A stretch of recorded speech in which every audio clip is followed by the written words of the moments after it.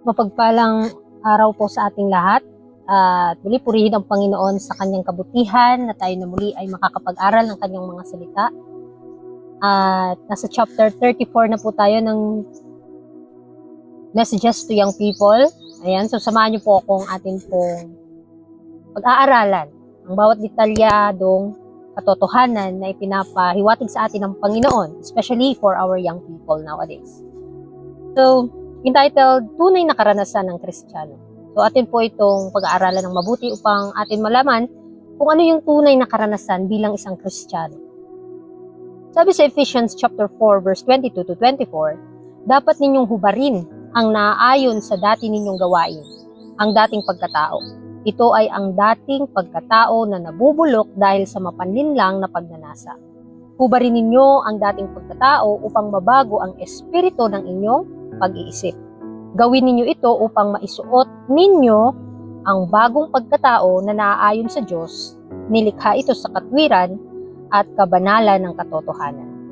Sa ating key text pa lang, makikita na natin na ninanais ng Panginoon na atin pong hubarin yung ating dating pagkatao. Kung ano yung karakter natin noon na hindi maganda, ay atin po itong palitan ng karakter ni Kristo. So, kailangang hubarin natin ang dating pagkatao upang mabago ang ating espiritu at mapuno sa ating isipan ng espiritu ni Kristo.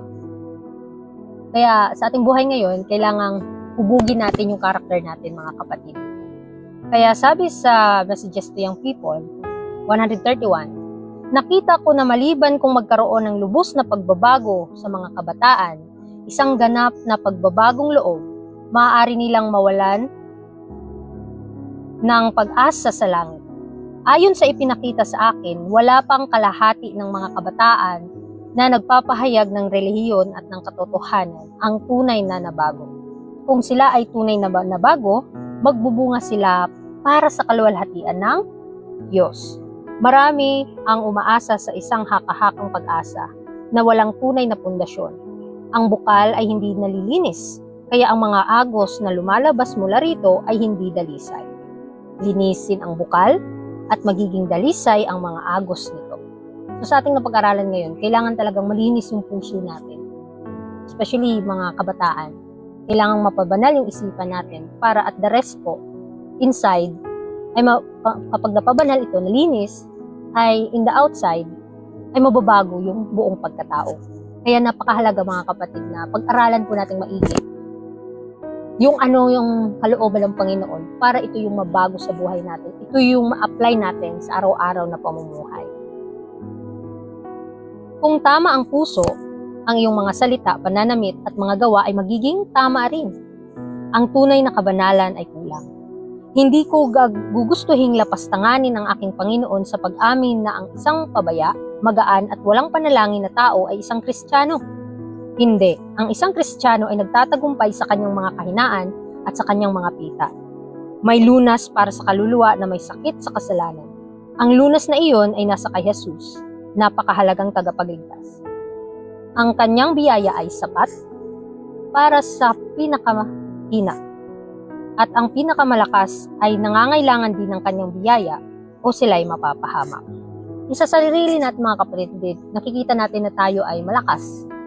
Mga kapatid, tandaan natin, dinadaya lamang natin ang ating mga sarili. Kasi nga, ang tunay na Kristiyano, nakakaranas siya ng mga pagsubok, pero patuloy siyang nakakapanagumpay sa kanyang sarili.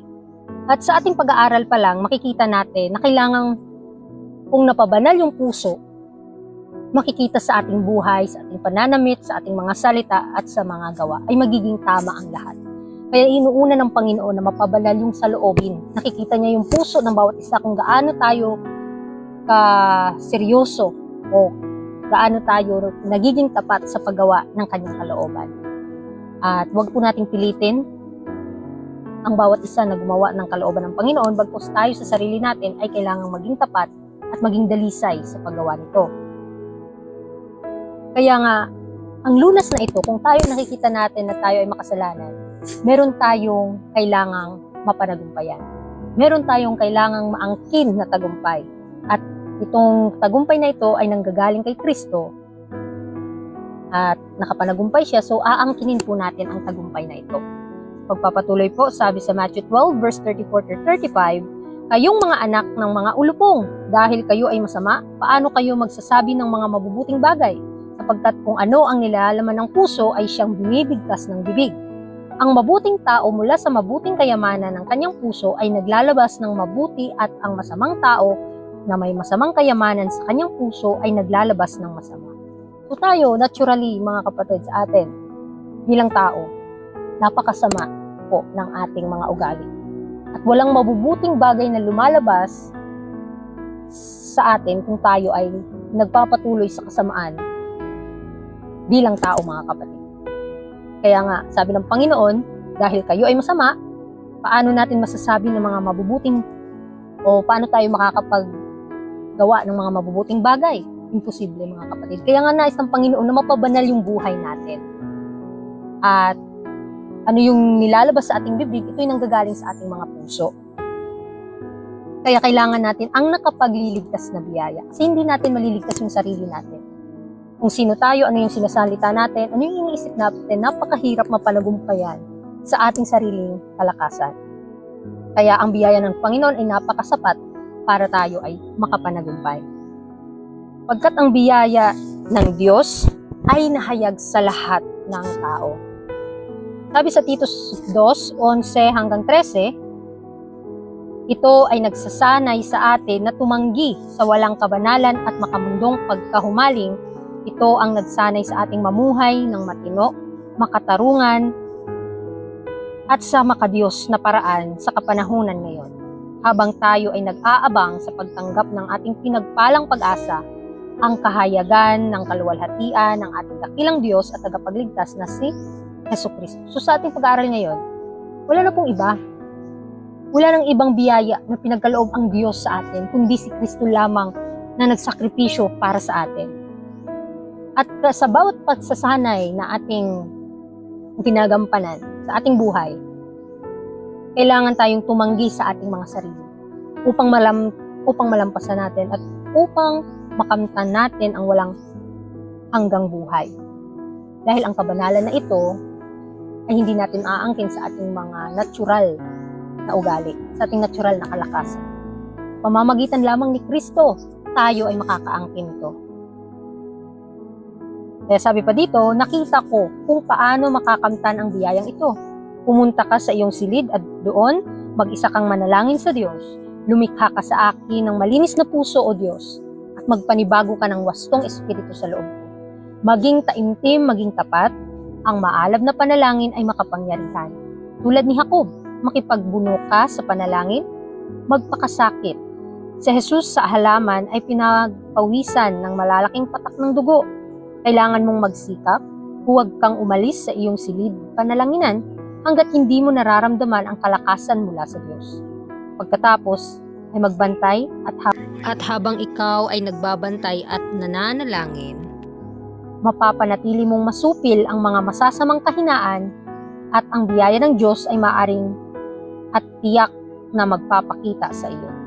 Ito yung mungkahi sa atin ng Panginoon. Kung gusto ba nating makamit ang biyaya ng Panginoon na walang hanggan, tayo po ay manalangin sa Kanya na likhain niya tayo ng banal, dalisay na puso. Upang ang lalabas sa ating mga dila ay puro mga banal. At maluwalhati po natin ang Panginoon sa lahat ng ating mga buhay, sa lahat ng ating mga plano, sa lahat ng ating mga ginagawa, at sa lahat ng ating mga desisyon. Kaya kailangan ihiling natin sa Panginoon na likhaan niya tayo ng banal na puso. Sabi pa dyan, ipinagbawal nawa ng Diyos na ako'y tumigil sa pagbabala sa inyo. Mga kabataang kaibigan, hanapin ninyo ang Panginoon ng buong puso, lumapit kayo ng may sigasig at kapag taos puso ninyong nadama na kung wala ang tulong ng Diyos, kayo'y mapapahamak kapag kayo'y nananabik sa Kanya gaya ng usa nananabik sa mga batis ng tubig. Kung magkagayon, ay palalakasin kayo ng Panginoon ng walang pagkaantala at ang inyong kapayapaan ay hihigit sa lahat ng pag-unawa. Napakaganda mga kapatid, Ito po yung pangako ng Panginoon sa atin na hanapin natin siya ng buong puso. At kung sino yung naghahanap sa Kanya, ay makakasumpong sa Kanya. Kaya kailangan tayong lumapit sa Kanya nang may sigasig at taus-pusong ating madama ang tulong ng Diyos. Kasi sa sarili natin, napakahirap mga kapatid. Napakahirap aminin na nakagawa tayo ng mali. Pero kapag nakita natin yung kaluwalhatian ng Panginoon, nakita natin ang Kanyang kabanalan, ang nakakapagligtas mga kapatid na kabanalan, na biyaya ng Panginoon, ay mabilis lang nating aminin yung kasalanan at madali lang nating tanggapin na tayo nagkamali at kailangan natin si Kristo na ating tagapagligtas. Kung inaasahan ninyo ang kaligtasan, kayo'y dapat manalangin. Maglaan kayo ng panahon, huwag kayong maging nagmamadali at pabaya sa inyong mga panalangin. Isamo ninyo sa Diyos na gumawa sa inyo ng lubos at ganap na pagbabago upang ang mga bunga ng Kanyang Espiritu ay manahan sa inyo at kayo'y magliwanag bilang mga ilaw sa sanlibutan. Huwag kayong maging hadlang o sumpa sa gawain ng Diyos. Maaari kayong maging tulong at pagpapala.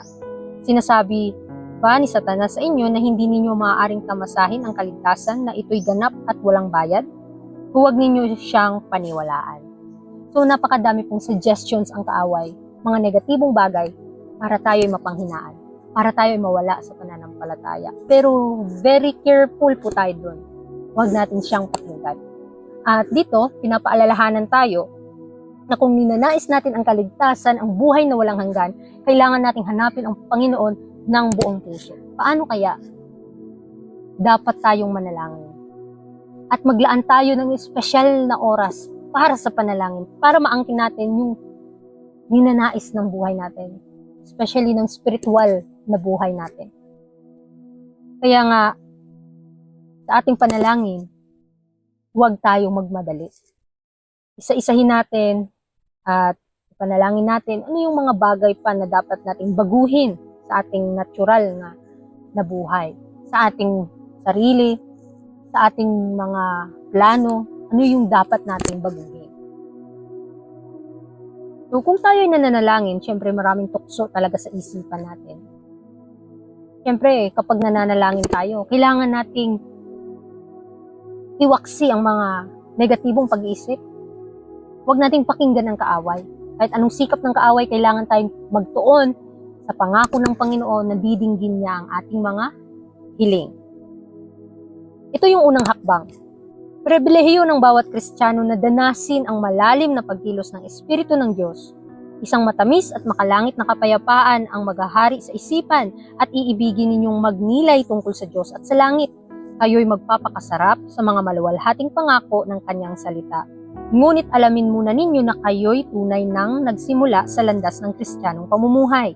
Tiyakin ninyo na ang mga unang hakbang ay nagawa na sa daan patungo sa buhay na walang hanggan. Kaya nga sabi dito, huwag kayong padaya. Ako'y nangangamba, oo, nalalaman ko na marami sa inyo ang hindi alam kung ano talaga ang relihiyon. Nakaramdam kayo ng kaunting pananabik ng ilang damdamin, ngunit kailanman ay hindi ninyo nakita ang kasalanan sa buong bigat at kasuklam-suklam na kalikasan nito. Hindi ninyo kailanman nadama ang inyong ganap na kapahamakan, ni tumalikod sa inyong masasamang lakad na may mapait na pagsisisi. Hindi ba kayo namamatay sa sanlibutan? Mahal pa rin ninyo ang mga kalayawan nito, mahal ninyong makipag-usap tungkol sa mga bagay na makamundo, ngunit kapag ang katotohanan ng Diyos ang ipinakilala, wala kayong masabi. Bakit kayo tahimik? Bakit kayo napakadaldal tungkol sa mga bagay ng sanlibutan, ngunit napakatahimik tungkol sa paksang dapat ay higit ninyong ikabahala? Isang paksang dapat sumaklaw sa buong kaluluwa ninyo.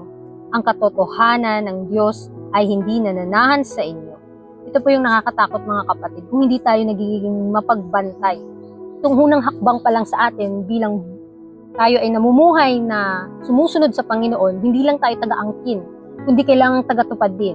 Ito yung pribilehiyo ng bawat sumasampalataya sa Panginoon na danasin ang malalim na pagkilos ng banal na Espiritu. Nawa ay maranasan po natin paano kumikilos ang Panginoon sa bawat isa sa atin. Kasi sa sarili natin, napakahirap mapanagumpayan. Pero kapag idadaan natin sa panalangin ng may pagsisisi, tutulungan po tayo ng Panginoon. At bibigyan niya tayo ng kalakasan habang tayo ay kabataan. Kaya tiyakin natin ang unang hakbang ay magawa natin sa daan patungo sa buhay na walang hanggan. Kasi nga nagsisimula tayo, kailangan nating tapusin.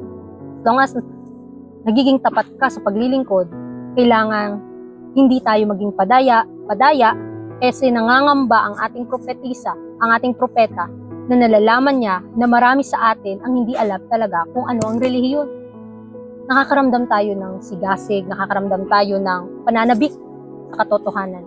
Pero hindi ito napapabanal sa buhay natin. Bakit po kaya? Dahil maraming mga udyok ng kaaway ang ating pinapakinggan. Kapag nagsasalita tayo tungkol sa mga makalangit na bagay, minsan nawawala na tayo sa focus, na may mental block tayo. Mga kapatid, huwag po nating kakalimutan ang mga salita ng Panginoon na nagpapaalala sa atin. Baka pagising natin sa kinabukasan ay huli na ang lahat. Kaya kailangan sa unang hakbang pa lang ng ating buhay ay kailangang mabago tayo at kailangan sa maraming paraan ay gamitin po natin para tayo ay magkaroon ng gantimpala sa mga huling araw. Kaya huwag tayong padaya, huwag tayong manahimik na lang, kundi isabuhay ang katotohanan. Ano yung sinasabi ng Panginoon sa bawat isa sa atin. At dahil ating kahinaan ay hindi natin kayang makapanagumpay, kailangan natin ang biyaya ng Panginoon. At ito po ay sapat para tayo ay makapanagumpay, para tayo maligtas, para atin pong hilain ang mga tao na makaalam ng katotohanan at kilalanin si Kristo bilang personal na tagapagligtas. Nawa atin pong maranasan ang kilos ng banal na Espiritu upang tayo mapabanal ng kanyang mga katotohanan. Kaya muli, maraming salamat sa inyong pakikinig and God bless atin.